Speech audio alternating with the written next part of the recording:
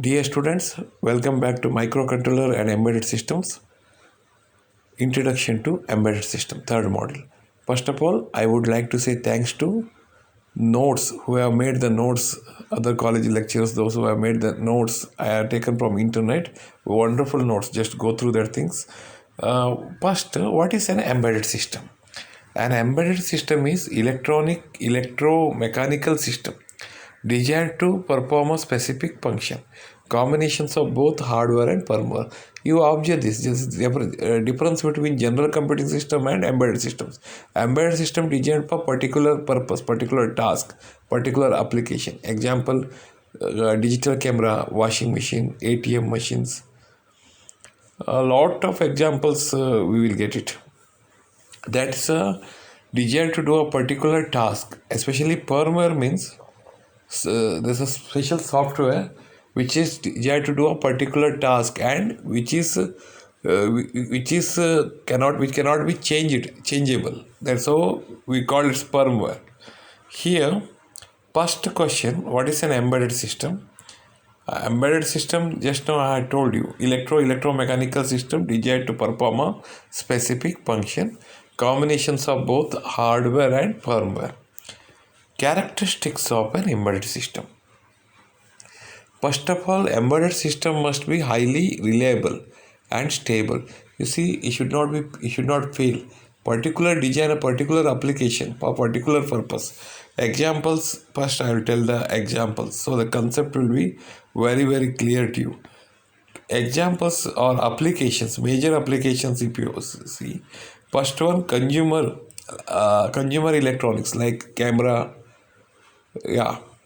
household application like television, DVD players, washing machine, fridge, home automation and security systems like AC, then automotive industry, anti-lock braking systems, telecom, cellular telephone, telephone switches, handsets, multimedia applications, computer peripherals like printers, scanners, fax machines, computer networks, routers, switches, hubs. Network routers and all, it's very useful. Healthcare, different kinds of ECG, health measurement instrumentations, digital CRO, logic analyzers, PLC systems, etc. Banking, ATM machines, card readers, barcodes, smart card readers, handheld devices. It is useful. So these are all the major applications. Now, what are the characteristics? Characteristics, it must be highly reliable. Suppose you have made a system for a particular purpose, it should not fail. It should live a long time. Now, have minimal or no user interfaces, or usually feedback oriented or reactive. Taking the feedback, you should be able to improve.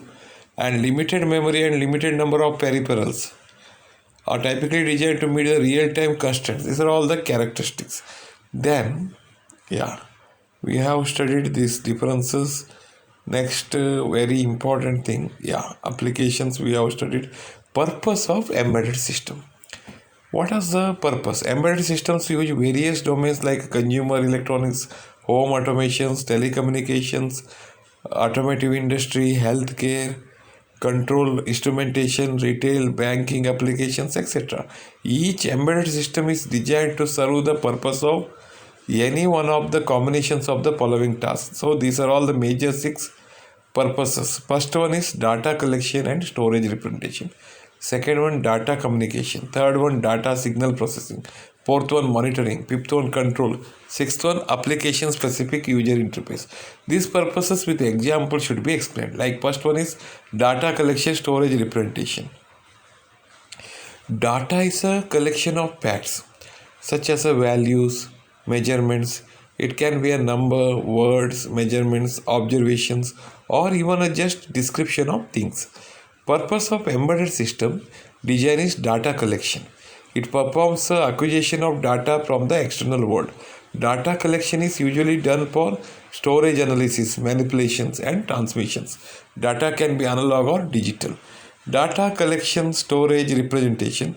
Embedded system with analog data capturing techniques collect data directly in the form of analog signal, whereas embedded systems with a digital data collection mechanism convert the analog signal to corresponding digital signal using analog to digital converter.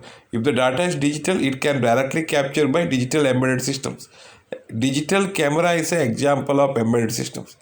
With a data collection, storage and representation of data, images are captured and image may be stored within the memory of the camera. The captured image can also be presented to the user through graphical LCD liquid crystal display unit.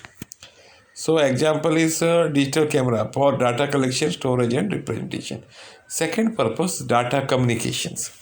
Embedded data communication systems are deployed in application ranging from simple home network system to complex satellite communication systems.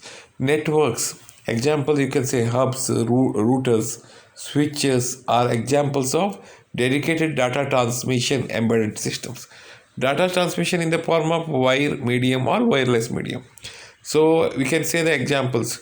USB, TCP, IP are examples of wired communication, where Bluetooth, Zigbee and Wi-Fi are examples of wireless communication.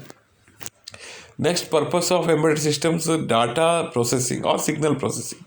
Embedded systems with signal processing functionalities are employed in applications demanding signal processing like speech, coding, audio video codec, transmission applications, etc. Example is a digital hearing aid, typical example of an embedded system employing data processing. Next, monitoring. Next important purpose is monitoring. Almost all embedded products coming under the medical domain, example ECG, electrocardiogram machine, or CRO, digital multimeter, logic analyzer. These are all the examples of monitoring. Next is a purpose of embedded system control. Sensors and actuators used for controlling the systems. Sensors are connected to the input port for capturing the changes in environmental variables or measuring variables.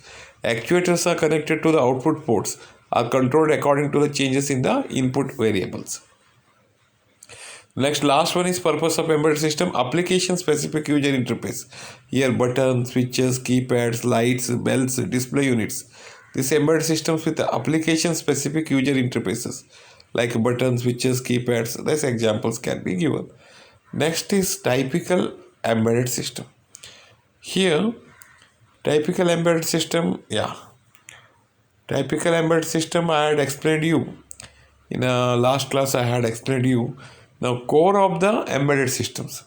Embedded systems are domain and application specific and are built around a central core. The core of the embedded system falls into any one of the following category. Like first one, general purpose domain specific processor. They are microprocessor, microcontroller, digital signal processors. Second one, application specific integrated circuits, ASICs. ASICs, application specific integrated circuits. Next, programmable logic device, PLDs.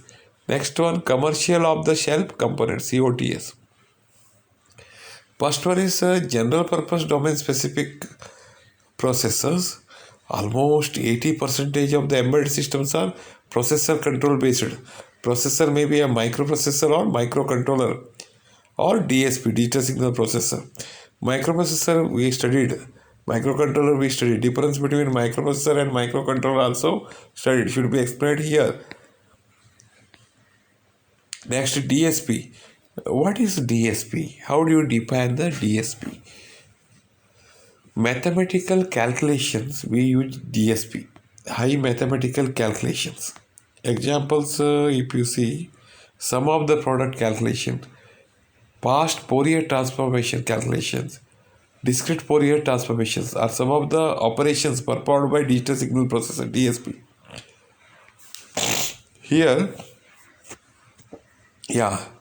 powerful special purpose 88, 16, 32-bit microprocessors designed specially to meet the computational demands, power constraints. In today's embedded audio, video and communications applications, DSPs are 2 to 3 times faster than the general purpose microprocessor. In signal processing applications, DSP implement algorithms and hardware which speeds up the executions. Here some important DSP, some important things. Following four key units are there. First one is a program memory. Second one is data memory. Next one is a computational engine. Last one is input output units. First one is data memory. First one is program memory. Memory for storing the program required by DSP. Data memory, working memory for storing a temporary variables and data signal to be processed. Computational engine performs signal processing accordance with the stored program memory. Incorporates many specialized arithmetic units. Each of them operates simultaneously to increase the execution speeds. Incorporates multiply hardware shifters. Input output units. These are the important things. Next one, RISC versus CISC. Next is a RISC versus CISC.